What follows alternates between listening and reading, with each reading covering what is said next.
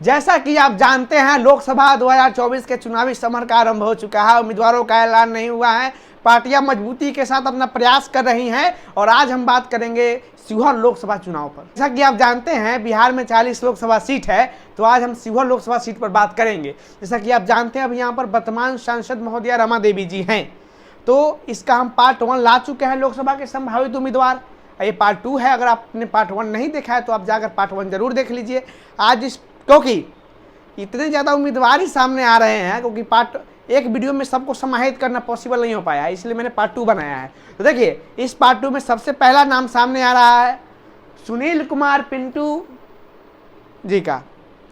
क्यों उस नाम सामने आ रहा है आपको पता होगा, जेडीयू से ही सांसद हैं सीतामढ़ी लोकसभा सीट से, लेकिन इनका नाम इसलिए सामने आ रहा है क्योंकि तमाम ये बगावत की सुर अपनाते रहते हैं नीतीश कुमार के खिलाफ। और ये सामने आ रहा है, सूत्रों के हवाले से खबर सामने आ रहा है कि इनका बात चल रहा है बीजेपी से शिवहर के लिए, क्योंकि रमा देवी जी का हो सके कहीं टिकट कटता है तो सुनील कुमार पिंटू जी आ सकते हैं शिवहर से। दूसरा नाम सामने आ रहा है बिहार के योगी जी का, योगी अखिलेश्वर दास जी। इनका नाम हम इसलिए कह रहे हैं बिहार के योगी जी, क्यों कह रहे हैं, जैसा कि उत्तर प्रदेश में योगी बाबा बुलडोजर बाबा है योगी आदित्यनाथ जी, तो वैसा ही कि बिहार में नए बाबा का एंट्री हुआ है योगी अखिलेश्वर दास जी। और इनका एंट्री होने से बिहार में या शिवहर के हित में खलबली मच गया है, क्योंकि एक देखा है तो वैश्य समाज से आते हैं, रमा देवी जी वैश्य समाज से हैं और वैश्य वोटर का अच्छा दबदबा है शिवहर में, और ऊपर से हिंदुत्व का चेहरा है। अगर बीजेपी इनको लाती है तो बीजेपी को बहुत ज़्यादा फायदा होता है इससे।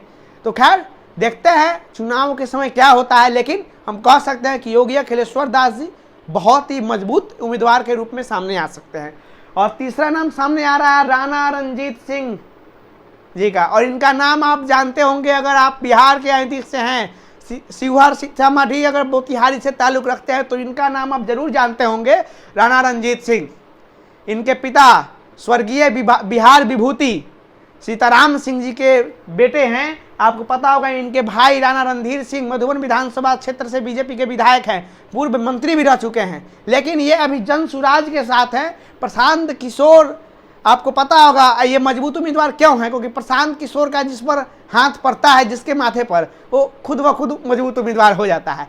और इनका पकड़ हिंदू समाज में तो है ही, हिंदू धर्म के लोगों में, लेकिन इनका जो मुस्लिम समाज के लोगों में जितना पकड़ है, हम कह सकते हैं कि बहुत ही मजबूत दावेदार हो सकते हैं इस लोकसभा चुनाव में। और ऊपर से जन सुराज के साथ आ सकते हैं, तो हो सकता है प्रशांत किशोर जी का अगर साथ इनको है तो मजबूत उम्मीदवार के रूप में एकदम है। और एक चौथे और मजबूत उम्मीदवार के रूप में सामने आ रहे हैं राकेश झा। और इनका नाम क्यों सामने आ रहा है आपको हम बताते हैं, ये भी किसी परिचय के मोहताज नहीं है। बिहार के गद्दावर नेताओं में से एक, शिवहर जिले के निर्माता, पूर्व केंद्रीय मंत्री रघुनाथ झा जी के पौत्र हैं।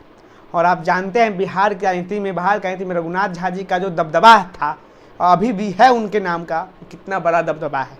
तो ये अभी बीजेपी में है और कहा जा रहा है कि अभी लगातार प्रयास कर रहे हैं टिकट के लिए।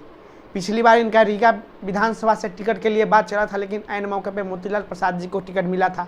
लेकिन ये देखने को मिलता है और देखने को मिला कि इनको टिकट मिलता है कि नहीं, लेकिन हम कह सकते हैं कि राकेश झा जी एक मजबूत उम्मीदवार के रूप में हैं, हमेशा क्षेत्र भ्रमण में भी रहते हैं और ये कहा जा सकता है कि बहुत मजबूत उम्मीदवार है।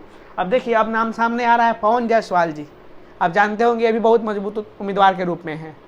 जैसा कि आप जानते हैं ढाका विधानसभा क्षेत्र के वर्तमान विधायक हैं, वैश्य समाज में अच्छा इनका पकड़ है। और तो कुछ दिनों पहले एक खबर भी सामने आया था कि लगातार फील्डिंग भी कर रहे हैं, लेकिन वो खबर कहाँ थी कहाँ चली गई वो तो कुछ पता नहीं चल रहा है। लेकिन ये हो सकता है कि एक मजबूत दावेदार के रूप में पवन जायसवाल जी आएँ। और वैश्य जो एंगल चलने का प्रयास करता ही है बीजेपी, जो वैश्य वोटरों को लुभाने का, इनसे भी हो सकता है और इनसे भी हो सकता है। तो अब नाम सामने आ रहा है फारूक शेख जी MLC। देखिए इनका नाम हम इसलिए सामने आ रहा है क्योंकि ये लालू परिवार के बहुत करीबी हैं। जब मुंबई में इंडिया गठबंधन का मीटिंग था तो इनके ही आवास पे लालू प्रसाद यादव जी का ठहराव हुआ था, उन मिलने गए हुए थे। अभी शिवहर जिले में जो जल निकासी की समस्या के लिए जो कहा जा रहा है, जो कैबिनेट के प्रस्ताव से पैसा पास हुआ है, इनका बहुत योगदान कहा जा रहा है कि इनका बहुत महत्वपूर्ण योगदान है। शिवहर जिले से आते हैं, अभी MLC हैं, बहुत इनका अच्छा पकड़ है। हो सकता है कि मजबूत दावेदार के रूप में RJD से आएँ। अब अंतिम नाम सामने आ रहा है मोतीलाल प्रसाद जी, जो अभी वर्तमान में रीगा विधानसभा से विधायक हैं। और इनका नाम इसलिए सामने आ रहा है कि बहुत मजबूत दावेदार के रूप में है।